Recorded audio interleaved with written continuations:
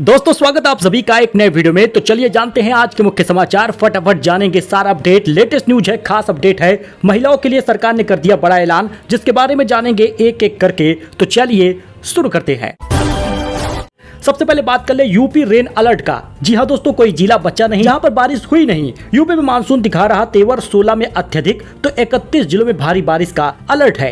UP में 2 दिनों से लगातार बारिश हो रही है। मौसम विभाग ने सोमवार को प्रदेश के 16 जिलों में अत्यधिक बारिश की चेतावनी जारी की है। अब आपको बता दें कि कई जिलों में तो स्कूलों को बंद भी कर दिया गया है। इस बीच हादसों और बाढ़ से 17 लोगों की जान चली गई। इनमें सबसे अधिक 3 कौशाम्बी, मिर्जापुर, सुल्तानपुर में 2-2 लोगों की जान गई है। अब आप यहाँ पे देखिए, मंदाकिनी फिर उफान पर आ गई है। प्रशासन ने अलर्ट जारी किया है। उमस के बीच बारिश ने भिगो दिया। 2 दिन और बारिश के आसार रहेंगे। कोई जिला ऐसा बचा नहीं जहां पर भारी बारिश का अलर्ट ना हो। वाराणसी में बारिश का रिकॉर्ड टूट गया। लखनऊ में 50 घंटे से लगातार बारिश हो रही है। आगरा में भी तेज बारिश की चेतावनी अगले 2 दिनों तक की गई है।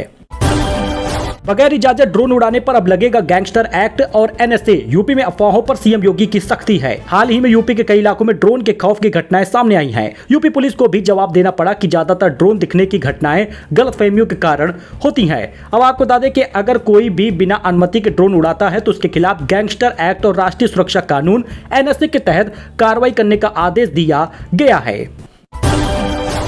यूपी में स्कूलों के विलय को लेकर सीएम योगी ने सख्त रुख अपनाया है। गड़बड़ी करने वालों को दी है चेतावनी। लखनऊ में बेसिक शिक्षा विभाग की समीक्षा बैठक में मुख्यमंत्री योगी आदित्यनाथ ने विद्यालयों के विलय पर सख्ती दिखाई है। उन्होंने कहा कि स्कूलों का विलय केवल निर्धारित मानकों के अनुसार ही किया जाएगा। अधिकारियों के खिलाफ कठोर कार्रवाई होगी अगर अनियमितता मिलती है। सहारनपुर को सीएम योगी ने दिया 381 करोड़ की सौगात। कहा सनातन धर्म के वैभव से विपक्ष परेशान है। कांग्रेस ने किया राष्ट्रद्रोह, सीएम योगी ने सहारनपुर में ललकारा है। सीएम योगी सोमवार को सहारनपुर दौरे पर थे और 15 विकास परियोजनाओं का लोकार्पण भी उन्होंने किया है। महाकुंभ से कांग्रेस और उसके सहयोगी दल परेशान है, ऐसा सीएम योगी ने कहा।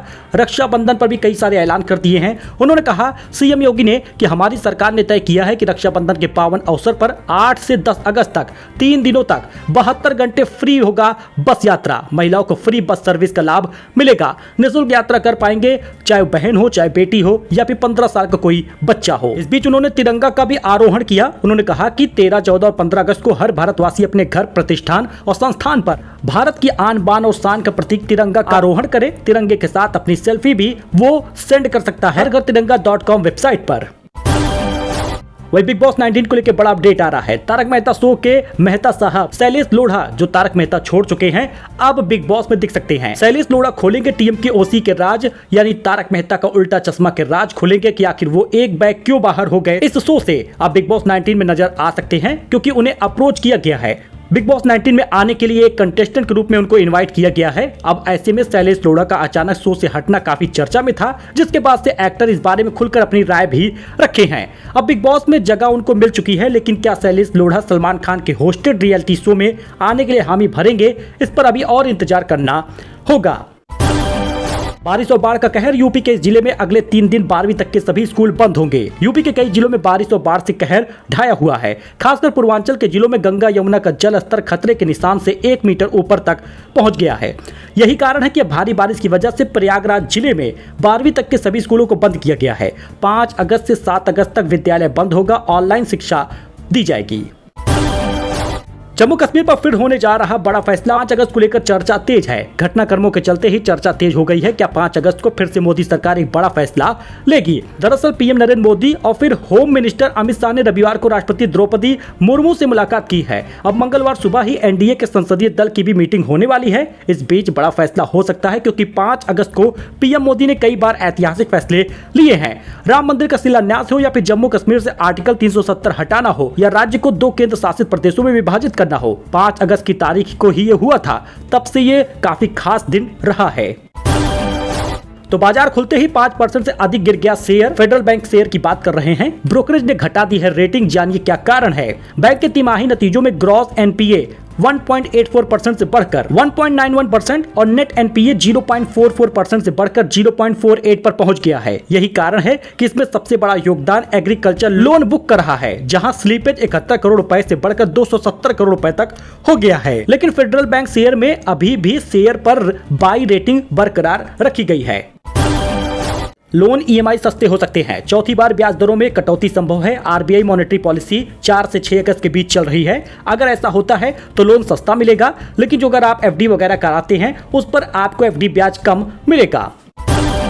टेस्ला ने देश का पहला सुपर चार्जिंग स्टेशन शुरू कर दिया है। दोस्तों, मुंबई के बीकेसी में मिलेगी सुविधा। 14 मिनट में चार्जिंग 300 किलोमीटर तक की रेंज होगी। एलन मस्क की कंपनी टेस्ला ने भारत में अपनी पहली सुपर चार्जिंग स्टेशन शुरू कर दिया है। यह स्टेशन मुंबई के बांद्रा कुर्ला कॉम्प्लेक्स बीकेसी में खुला है।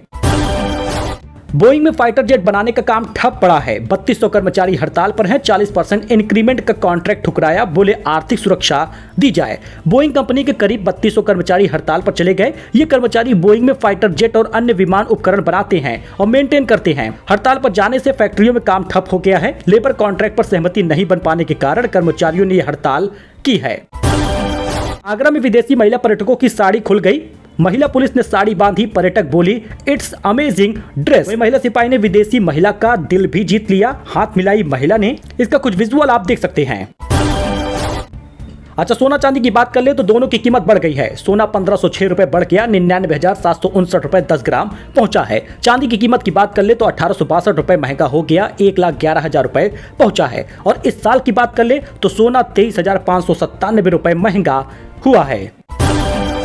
तो दोस्तों, ओवल टेस्ट में भारत की रोमांचकारी जीत हुई है। सीरीज 2-2 से ड्रॉ हो गया। 1 घंटे में इंग्लैंड ने 4 विकेट गंवा दिए। जी हां दोस्तों, सिराज ने चौथी पारी में 5 विकेट लेकर मैच पलट दिया। भारत ने द ओवल टेस्ट के आखिरी दिन 4 विकेट लेकर 6 रन से मैच जीत लिया। इसी के साथ टीम ने 5 मैचों के एंडरसन तेंदुलकर ट्रॉफी में 2-2 से बराबरी कर ली है। मैच के हीरो मोहम्मद सिराज रहे, जो आखिरी दिन में 3 विकेट झटके हैं और पूरा रोमांचकारी ये मैच जीत लिया है।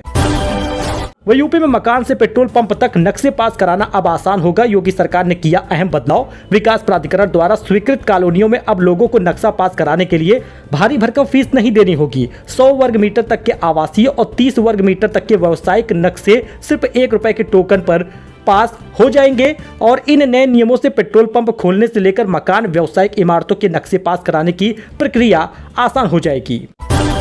लखनऊ में हो रही मूसलाधार बारिश, गलियां नदी बन गई, कुत्ते तैर रहे, सड़क धंसी, ठेला समा किया। एक दिन में रिकॉर्ड 34 मिलीमीटर बरसात हुई है। विजुअल आप देख सकते हैं। 50 घंटे से लगातार बारिश हो रही है। कॉलोनियों की गलियां नदी बन गई हैं, उनमें कुत्ते तैर रहे हैं। मड़ियाओं में सड़क धंस गई है, उसमें ठेला समा किया। शहर की सड़कों पर घुटने तक पानी भरा है। धीरेन्द्र शास्त्री को महिला तस्कर कहने वाले प्रोफेसर पर एफआईआर हुआ है। लखनऊ विश्वविद्यालय के प्रोफेसर रविकांत ने मोदी को कहा था non biological PM. Bageshwar Dham के पीठाधीश्वर पंडित धीरेन्द्र कृष्ण शास्त्री को महिला तस्कर कहने वाले लखनऊ विश्वविद्यालय के प्रोफेसर रविकांत के खिलाफ एफआईआर हुआ है। उनके खिलाफ मध्य प्रदेश के छतरपुर के बमीठा थाना में रिपोर्ट दर्ज हुई है। तो दोस्तों, ये उत्तर प्रदेश की कुछ खास खबर थी। देश और दुनिया की लेटेस्ट न्यूज थी जो आपके साथ शेयर किया गया है। सीएम योगी के कुछ ऐलान है, फायदे हैं जो आपको बताए गए हैं। मिलते हैं नए अपडेट में एक नई खबर के साथ, एक नई जानकारी के साथ। चैनल नया है, सपोर्ट आप करिएगा, सब्सक्राइब करके जाइएगा।